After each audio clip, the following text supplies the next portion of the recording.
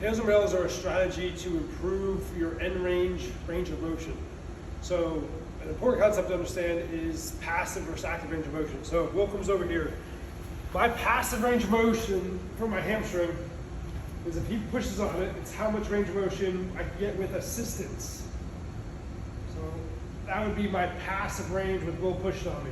My active range with just by myself would be about right there. So you'll notice the passive range has more than the active range. So the purpose of pails and rails is for you to improve your active range of motion, how much range of motion you get on your own without assistance. Other forms of assistance would be like the green bungee bands we use, or if you wrap a towel around your foot and use it for a hamstring stretch. There's many different ways that hamstring stretch is just one example.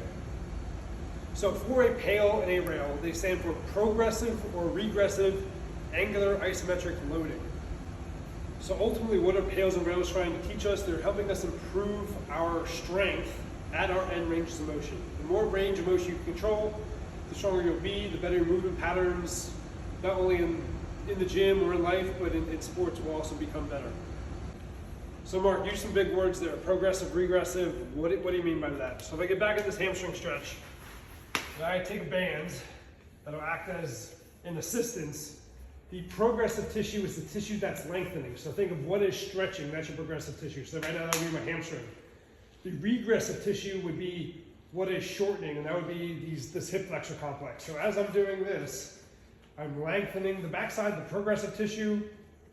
I'm shortening the regressive tissue because these muscles have to pull me in for this stuff to lengthen back here. So for a pail and a rail, all of them, no matter what position you're in, will start with a 2-minute stretch minimum. That's going to help turn off your muscle spindles, your stretch receptors, which allow you to then get deeper in the stretch. Let's say I've held this for 2 minutes. I'm then going to push down again, so I'm going to activate this progressive tissue. So now that's activating. I'd hold that for the prescribed length, and I'm going to pull this in without the assistance of the band. Pull in, pull in, pull in, pull in, pull in as hard as I can. You can see I'm shaking a little bit.